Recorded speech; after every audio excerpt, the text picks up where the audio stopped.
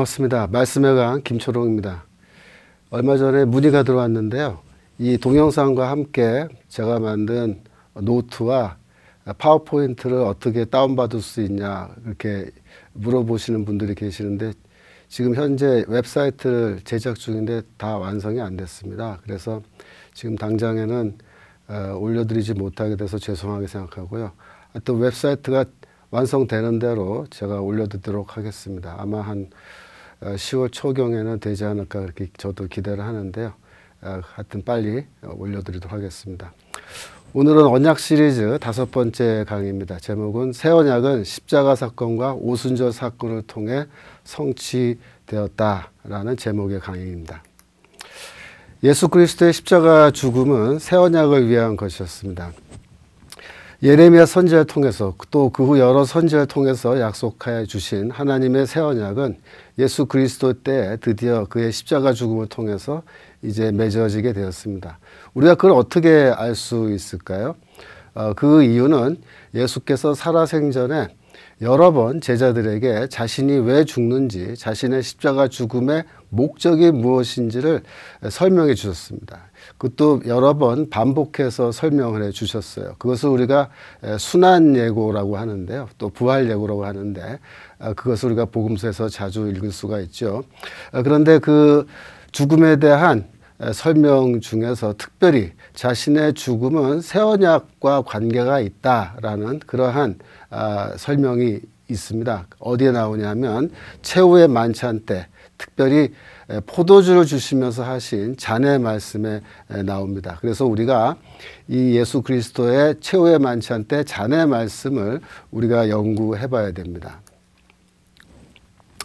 최후의 만찬에서 예수께서 포도주를 주시면서 하신 말씀은 신약 성경에 모두 4번 나옵니다. 그중 2개를 우리가 먼저 볼 텐데요. 누가복음판과 고린도전서의 판입니다. 누가복음 22장에 보시면 저녁 먹은 후에 잔도 같이 하여 가라사대 이 잔은 내 피로 세우는 새 언약이니 너희를 위하여 붓는 것이다. 또 고린도전서 11장에도 가라사대 이 잔은 내 피로 세운 새 언약이니 이렇게 말씀이 나와요. 그러니까 고린도전서와 또 누가복음에는 이 새 언약이라는 단어가 나옵니다. 새 언약이란 말이 구약 성경에 딱 한 번 나온다 그랬죠. 그러니까 제자들이 그날 저녁에 이 말씀을 들었다면 순간적으로 이것은 예레미야서 31장 31절에 나오는 바로 그 새 언약인데 예수께서 지금 무언가 그 새 언약에 대해서 우리한테 말씀하시는구나 하는 것을 쉽게 이렇게 이해할 수 있었을 겁니다. 예수는 자신의 죽음을 예레미야서에 나오는 새 언약과 연결해서 그렇게 설명했습니다. 포도주의 피는 예수 그리스도의 십자가 피죠. 곧 죽음인데 자신의 죽음을 이 새 언약과 연결해서 내 죽음은 새 언약을 위한 죽음이다. 이렇게 설명하신 겁니다. 예수는 다시 말해서 자신이 십자가에서 죽으심으로 자신의 제자들과 하나님 사이에 새 언약이 맺어지는 것으로 그렇게 말씀하신 겁니다. 최후의 만찬에 잔의 말씀 그 다음에 2개를 더 봐야 되는데요. 첫 번째는 이제 마가복음 14장에 있는 것인데 가라사대 이것은 많은 사람을 위하여 흘리는 바 나의 피 곧 언약의 피니라 그렇게 되어 있죠. 마태복음 26장에도 이것은 죄사함을 얻게 하려고 많은 사람을 위하여 흘리는 바 나의 피 곧 언약의 피니라 이렇게 되어 있습니다. 여러분 이렇게 보시면 한눈에 여기에는 새 언약이라는 말이 나오지 않고 그냥 언약이라는 말이 나오는구나 하는 것을 알 수가 있죠. 하지만 이 언약이 옛 언약일 수는 없습니다. 당연히 새 언약을 가리키는 거죠. 예수는 특별히 언약의 피라는 그러한 표현을 여기서 사용하고 계십니다. 마태복음, 마가복음에 동일하게 언약의 피라는 표현이 나오죠. 그런데 이 언약의 피라는 표현은 구약 성경에서 자주 나오는 그런 표현이 아닙니다. 출애굽기 24장에 이 표현이 나오고 또 이제 스가랴서 9장 11절에도 한번 나오긴 하는데요.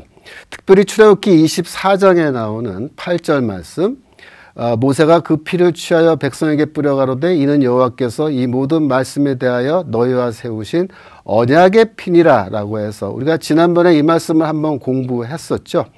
즉 모세가 시내산에서 소의 피를 가지고 또 소를 가지고 하나님께 제사 드림으로 언약식을 맺는다 그랬는데 바로 그때 나온 표현이 언약의 피입니다. 모세는 이렇게 소의 피를 가지고 옛 언약을 맺었다고 할 것 같으면 예수께서는 어떻게 하셨을까요? 예수께서는 자기 자신의 십자가, 자기 자신의 십자가에서 자신이 흘리는 그 피를 언약의 피라고 그렇게 본 겁니다. 옛 언약의 때는 소의 피를 가지고 언약을 맺었다면 새 언약의 때는 하나님의 아들이신 예수 그리스도의 피로 이 새 언약을 맺게 되는 것입니다. 그래서 예수는 자신이 이 언약을 위한 제물로 그렇게 죽는 것으로 제물로 하나님께 바쳐지는 것으로 그렇게 이해를 한 겁니다. 그리고 예수는 자신을 제물로 받기 때문에 십자가 죽음을 무엇으로 받느냐? 이것을 언약의 제사로 그렇게 본 겁니다.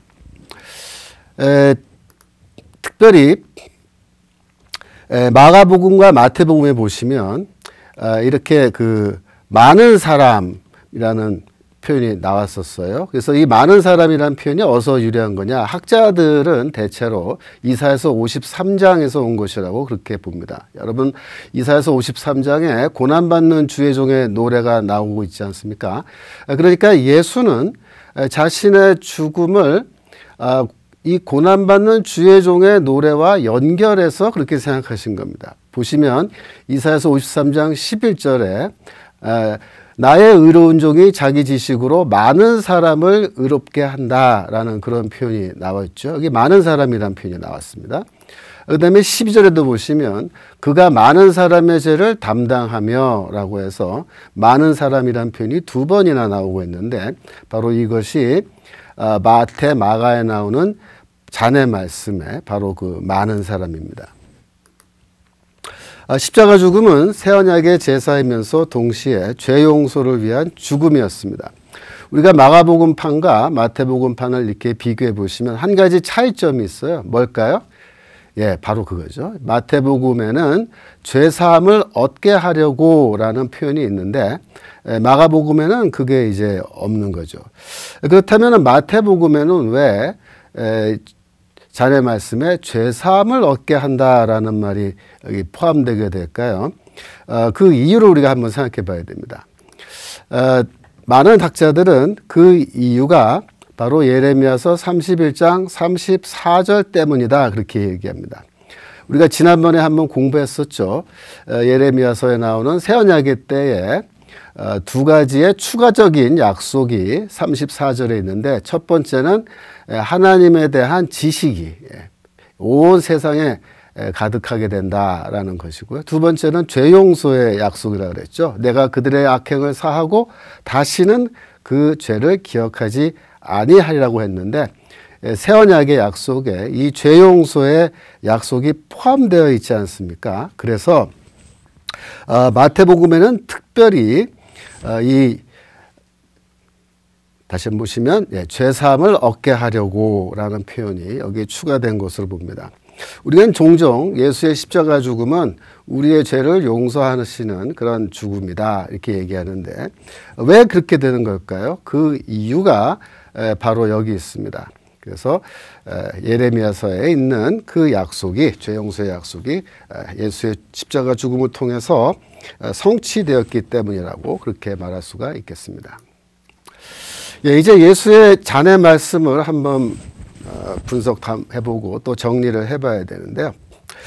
공간복음서와 바울서신에 나오는 자연의 말씀을 우리가 비교해 보면은 약간씩 네 개의 전승이 좀 차이가 있는 것을 알 수 있습니다. 만약 그날 저녁에 제자들한테 녹음기가 있었다면 참 좋았겠죠. 예수의 말씀을 녹음해 두었다가 그래서 우리가 그걸 정확하게 알 수가 있을 텐데 당시에 녹음기가 없었습니다. 그래서 우리가 그날 밤에 예수께서 하신 말씀을 역사적으로 정확하게 우리가 복원할 수는 없겠습니다. 하지만 네 개의 다른 전승을 비교해 보면 우리가 두 개의 단어가 모든 전승에 동일하게 나오고 있다는 것을 알 수가 있습니다. 그렇다면은 네 개의 전승에 동일하게 나오는 두 개의 단어는 뭘까요? 여러분 한번 생각을 해보세요. 예, 바로 언약이라는 단어와 피라는 단어죠. 그렇습니다. 언약과 피라는 단어가 네 개의 전승에 동일하게 나옵니다. 그러니까 그날 밤에 예수께서 포도주 잔을 주시면서 아무 말도 안 하면서 잔을 주신 것이 아니라 무언가 말씀을 하셨는데 그 말씀 속에는 언약이라는 단어와 피라는 단어가 포함되어 있었다는 것을 우리가 거의 100%의 확신을 가지고 이야기할 수가 있는 겁니다. 예수는 자신의 죽음, 즉 피죠. 자신의 죽음을 언약과 연결해서 그렇게 말씀하신 것입니다. 그것도 우리가 매우 100%의 확신을 가지고 이야기할 수가 있겠습니다. 예수는 자신을 이 언약을 위한 죽음을 죽는 그런 제물로, 그리고 십자가 죽음은 언약의 제사, 새 언약의 제사로 그렇게 설명을 하시고 죽으신 겁니다. 예수께서 자신이 왜 죽는지 그 이유를 제자들한테 한 번도 설명해 주지 않고 있다가 갑자기 돌아가신 게 아닙니다. 예수는 여러 번 반복해서 제자들에게 그 이유를 설명해 주신 거죠. 그래서 제자들은 그러한 예수의 가르침의 전통에 서서 예수의 십자가 죽음은 새 언약을 위한 제사였다, 그렇게 이야기를 하는 겁니다. 제자들이 예수가 이제 돌아가시고 난 다음에 왜 죽었는지 그 이유와 목적을 알지 못해서 자기들끼리 둘러앉아서 무슨 회의를 하다가 그 회의의 결과 이거를 우리가 뭐 새 언약의 제사로 설명하자라고 그렇게 결정을 해서 그렇게 가르친 게 아니라는 겁니다. 그것은 어디까지나 예수 그리스도의 그날 밤 최후의 만찬을 드시던 그날 밤에 예수의 말씀에 의거해서 초대교회와 예수의 제자들은 십자가 죽음을 새 언약의 제사로 그렇게 이해하게 된 겁니다. 그래서 초대교회는 예수의 죽음을 제사로 보고 또 예수를 제물로 보는 그런 전통을 갖고 있습니다. 그것은 예수 그리스도 본인이 그렇게 설명하셨기 때문입니다. 예를 들어서 고린도전서 5장에 우리의 유월절 양 곧 그리스도께서 희생이 되셨느니라, 또 로마서 3장에 이 예수를 하나님이 그의 피로 인하여 믿음으로 말미암는 화목제물로 세우셨다 등등, 이런 식의 제사 언어를 가지고 예수의 죽음을 설명하는 것은 바로 예수 그리스도의 가르침에 그 전승에 서서 그렇게 이야기하는 것입니다. 자, 6번입니다. 오순절 성령 강림은 예수의 죽음이 곧 새 언약의 제사였음을 확인해 주었다는 거죠. 예수의 십자가 죽음이 새 언약의 제사였다면, 그렇다면은 이제 성령을 주신다는 하나님의 약속이 이제 성취되어야 되겠죠. 그런데 예수께서 십자가에서 죽으시는 날, 그날에 성령이 강림하지 않았습니다. 그래서 예수께서 죽으신 뒤에 또 부활하신 뒤에도 아직 여전히 새 언약의 약속이 다 성취되지 않은 겁니다. 그래서 사도행전 1장 4절에서 예수께서는 승천하시기 직전에 제자들에게 예루살렘을 떠나지 말고 내게서 들은 바 아버지께서 약속하신 것을 기다리라고 그렇게 이야기합니다. 그렇다면 아버지께서 약속하신 게 무엇일까요? 그것은 바로 그 다음 절 5절에 나옵니다. 곧 너희가 성령으로 세례를 받으리라. 그래서 성령을 하나님께서 약속해 주신 거죠. 그것은 바로 우리가 지금까지 공부해온 구약성경의 새 언약에 대한 약속에서 반복적으로 나왔던 거죠. 예수께서는 승천하시기 전에 성령이 강림할 때까지 이 제자들은 다른 일을 하지 말고 그냥 기다려라, 이렇게 지시하셨습니다. 성령이 임하시고 나면 그 다음에 내 증인이 되라, 그렇게 약속하신 거죠. 그래서 성령이 임하기 전까지는 우리가 사도행전을 보면은 제자들이 다른 일을 특별히 하지 않습니다. 그냥 가만히 기다리고 있죠. 왜 그렇게 했을까요? 아직까지는 새 언약의 모든 약속이 다 성취되지 않았기 때문입니다. 그때까지는 전도를 하지 않았습니다. 왜 전도하지 않았냐면 아직 전해야 할 그 메시지가 다 완성이 안 된 거예요. 그래서 아직까지는 성령이 임할 때까지는 제자들이 전도하거나 그렇게 하지 않았던 겁니다. 드디어 이제 성령 강림이 베드로 오순절 사건 때 이제 드디어 성령이 임하신 거죠. 그래서 그 이후에 이제 교회가 전도를 시작하는데요. 이 오순절 사건은 뭐냐? 한마디로 말해서 새 언약의 약속의 성취입니다. 성령을 주시겠다고 하는 그 약속이 성취된 겁니다. 마가의 다락방에 사도행전 2장에 보면은 예수의 제자들이 모여서 이제 기도하고 있는 가운데 하나님께서 성령을 주셨죠. 그래서 새 언약의 때에 성령을 주시겠다고 하는 이런 하나님의 약속, 구약에서 몇 번이나 반복해서 나오는 그 약속은 이제 드디어 오순절 성령 강림 사건을 통해서 성취된 겁니다. 그날 저녁에 이제 베드로가 성령이 임했을 때 제자들이 굉장히 당황했죠. 그래서 이게 무슨 의미냐 이렇게 당황했을 때 베드로가 이건 다른 뜻이 아니다, 이런 뜻이다라고 이제 설명을 해주는데요. 그날 밤 베드로가 요엘서 2장 28절에서 32절에 있는 말씀을 인용하면서 이 성령 강림의 뜻을 설명해 줘요. 우리가 사도행전 2장에 그 말씀이 나오는데 뭐 말세에 하나님이 그의 성령을 모든 육체에 부어 주시는데 남녀노소 불문하고 다 주신다라는 거죠. 베드로가 그래서 이 말씀을 쭉 설명하는데 그의 설명의 취지는 뭘까요? 이게 구약 성경에 하나님께서 약속하신 이 새 언약의 약속, 성령 주시겠다는 그 약속이 이제 우리에게서 성취된 거다, 이렇게 얘기하는 겁니다. 물론 베드로가 그날 저녁에 예레미야서 31장이라든가 에스겔서 36장을 인용하지는 않았습니다만, 그러나 여전히 베드로는 그 연장선에서 요에서 2장의 말씀을 이해하고 있다. 여러분 그렇게 이해하시는 게 좋겠습니다.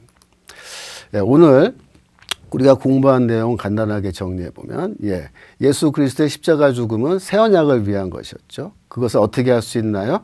잔의 말씀에 우리가 통해서, 분석을 통해서 우리가 알 수가 있습니다. 그래서 십자가 죽음은 새 언약의 제사이면서 동시에 죄 용서를 위한 죽음이었고요.